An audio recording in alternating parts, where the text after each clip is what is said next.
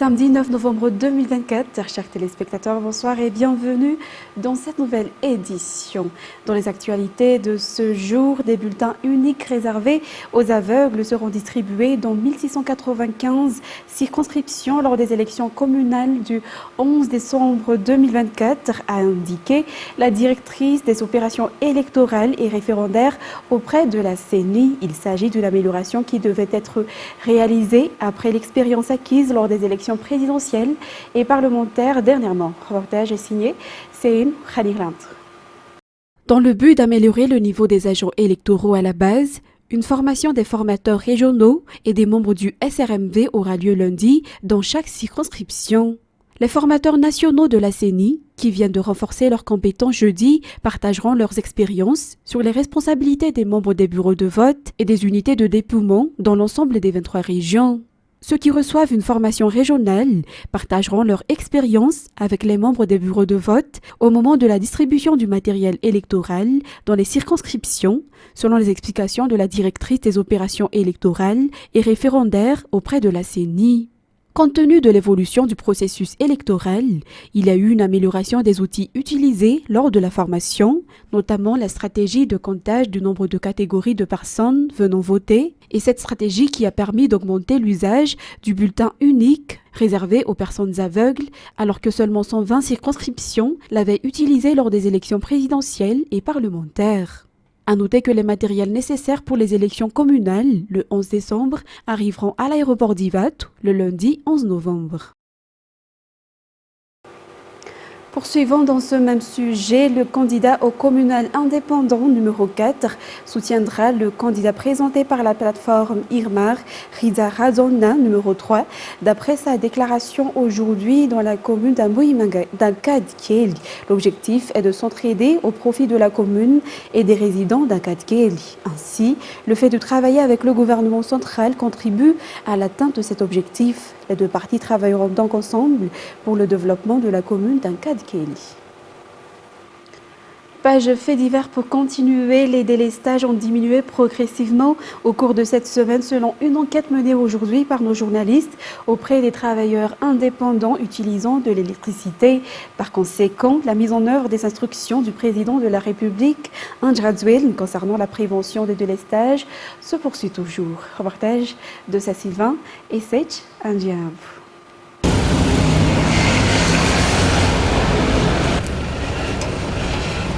À 10 heures, Rabé, soudeur à Gazmang, exerce pleinement son travail.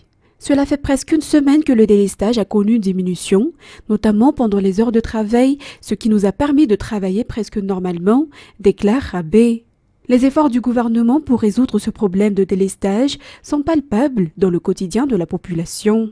Ainsi, la résolution du problème de l'approvisionnement en électricité à Antananarivo et ses environs se poursuit. Parmi ces solutions, les plus artificielles qui ont été provoquées à 9 reprises au cours des dernières semaines. L'objectif est de pouvoir faire fonctionner les centrales hydroélectriques qui produisent plus de 70% de l'électricité du réseau interconnecté d'Antananarivo. Pour le moment, elles sont à peine capables d'en produire jusqu'à 25%. La mise en œuvre des instructions et des solutions à long terme annoncées par le président de la République André Rajoelina lors de sa visite à la Jirama se poursuit également. Dans un tout autre contexte, Madagascar est actuellement dans la période critique en matière de feux de brousse, a déclaré le ministre de l'Environnement et du Développement durable. Ainsi, la lutte contre ce fléau sera renforcée à travers un plan d'urgence. De plus, la sensibilisation et l'éducation seront également renforcées. Les détails toujours avec Sylvain et Sech Andiana. Cette semaine, on a recensé le plus grand nombre de cas de feux de forêt sur toute l'île pour cette année, selon les chiffres du ministère de l'Environnement et du Développement durable. Les feux de brousse et les feux de forêt qui détruisent des milliers d'hectares de terre chaque année, selon les informations. Néanmoins, il existe déjà des stratégies et des mesures mises en place par le gouvernement pour lutter contre ce fléau, notamment la coopération de tous les organismes et la sensibilisation. La lutte contre les feux de forêt et les feux de brousse est une lutte collective. Par conséquent, elle a été renforcée à travers un plan d'urgence. Par ailleurs, la restauration des forêts est l'une des priorités de l'État malgache actuellement. Reboiser 75 000 hectares pour reverdir Madagascar ne sera pas facile, mais la collaboration de tous les acteurs et les parties prenantes. Ensuite, la pollution de l'air et la chaleur qui sévit à Antananarivo actuellement ont un impact sur la santé de la population selon un médecin. Par conséquent, tout un chacun doit prendre des précautions et l'une des choses les plus importantes est le fait de bien s'hydrater régulièrement conformément aux normes sanitaires d'après toujours le médecin. C'est Sylvain Zarajiansou et Sech Anjanab. Depuis déjà quelques jours, le voile caractéristique d'une atmosphère polluée s'installe à Antananarivo. En effet, une dégradation de la qualité de l'air est observée depuis environ 2 semaines selon le bulletin de surveillance de la qualité de l'air. L'émission des particules fines a été particulièrement considérable dans certaines localités. Ce bulletin de surveillance de qualité de l'air met ainsi en garde les personnes sensibles sur la qualité malsaine de l'air, en plus de la température atteignant les 30 degrés Celsius à midi. En effet, l'infiltration des particules fines dans les poumons peut causer de nombreuses maladies respiratoires. Ils peuvent aussi être à l'origine des maladies cardiaques, des AVC et les crises d'asthme selon un médecin. Ainsi, il est recommandé de porter des masques et de bien s'hydrater et éviter les zones urbaines à fort taux de pollution. Face aux défis environnementaux dans la capitale et ses environs actuellement, seul le reboisement est la solution à long terme. Et 4 communes dans le district d'Ambat-Finajan bénéficieront d'électricité grâce à l'énergie solaire selon les informations du député Richard Azaf-Djabar suite à des discussions avec des partenaires et les communes concernées. La semaine dernière, le député et le chef district d'Ambat-Finajan ont visité les entreprises qui produisent et fournissent de l'énergie renouvelable en Chine. Plus de détails avec Seim Khalirland.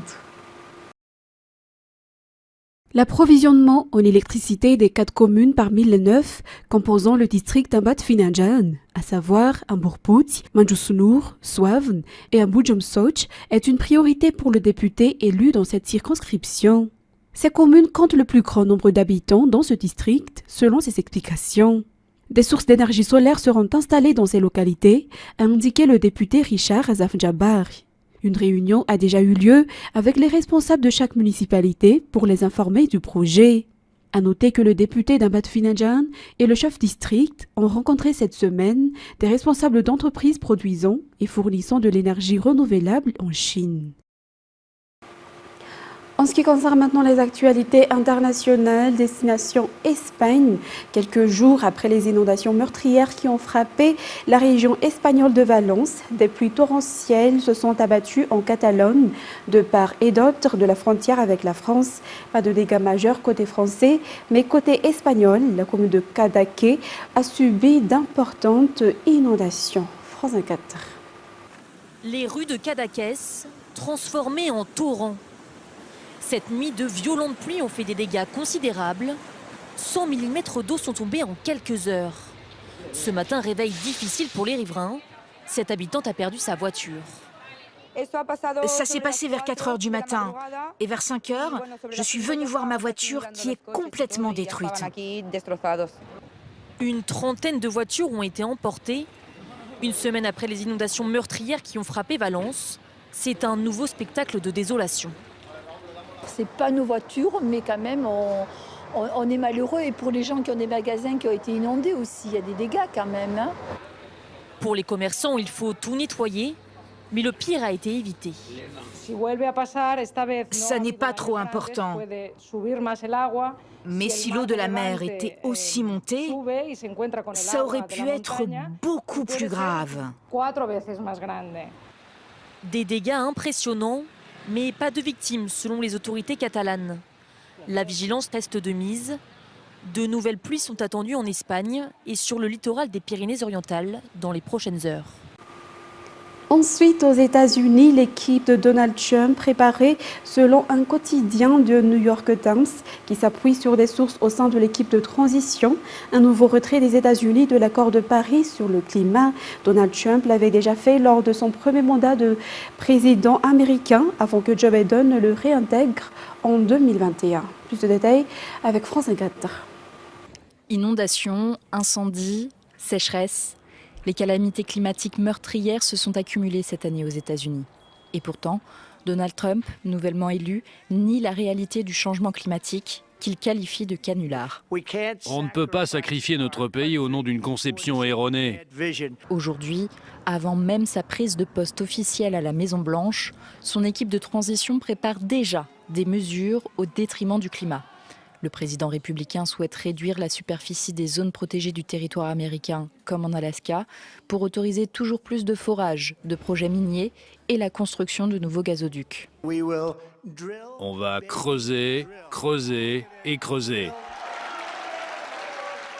Pour retirer des contraintes aux Américains, augmenter la production du pays et rester compétitif, Donald Trump reviendra sur les mesures visant à réduire les émissions de gaz à effet de serre instaurées sous Biden et sur la dérogation permettant à certains États, notamment la Californie, d'avoir des normes anti-pollution plus sévères. Enfin, le 47e président des États-Unis compte se retirer de l'accord de Paris sur le climat, comme il l'avait fait lors de son premier mandat. Afin de remplir mon devoir solennel de protéger l'Amérique et ses citoyens, les États-Unis se retireront de l'accord de Paris sur le climat. Joe Biden l'avait réintégré en 2021 et avait engagé les États-Unis à atteindre la neutralité carbone d'ici 2050. Une mesure nécessaire pour limiter à 2% le réchauffement planétaire au cours du siècle. Un objectif qui s'éloigne, selon les experts, en amont de la COP29 pour le climat qui débutera la semaine prochaine, alors que 2024 est en passe de devenir l'année la plus chaude jamais enregistrée. Et pour clôturer cette édition, la Cour constitutionnelle de Bolivie a confirmé l'interdiction pour un président d'exercer plus de 2 mandats, mettant fin à toute possibilité pour l'ancien président de gauche, Evo Morales, de se représenter aux élections de 2025. France 24. Des députés proches de l'ancien président Evo Morales qui sabotent le discours à la nation de l'actuel président au Parlement. C'est la manière dont les partisans de Morales ont affiché leur désaccord après que la Cour constitutionnelle a disqualifié leur chef de file qui prétendait briguer un nouveau mandat. Un geste aussitôt dénoncé par le président bolivien.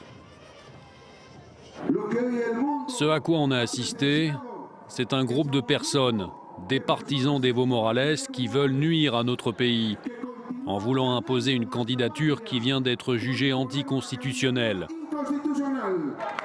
Nous avons honte pour eux et nous nous excusons auprès du peuple bolivien et de la communauté internationale. La plus haute cour de Bolivie confirme ainsi une décision de justice datant de 2023 qui interdisait déjà à Evo Morales de se lancer dans une nouvelle course à la présidentielle en 2025, après 13 ans à la tête du pays entre 2006 et 2019. L'ancien président accuse l'actuel chef de l'État Arce de vouloir bloquer sa candidature. Les deux anciens alliés se disputent depuis plusieurs mois le contrôle du parti au pouvoir et Morales aurait voulu briguer un 4e mandat. Candidat malheureux à la présidence pour la période 2020-2025, il a été par la suite accusé de fraude. Sous la pression de manifestations massives de l'opposition, il avait quitté le pays avant d'y revenir un an plus tard. Depuis juillet, Evo Morales est à la tête d'une révolte antigouvernementale. Sur fond de blocage dans le pays et d'affrontements entre les deux camps, les partisans de Morales dénoncent une persécution judiciaire contre leur leader. Chers téléspectateurs, nous arrivons au terme de cette édition. Nous vous remercions de votre fidélité. Excellente soirée en notre compagnie. Au revoir à tous.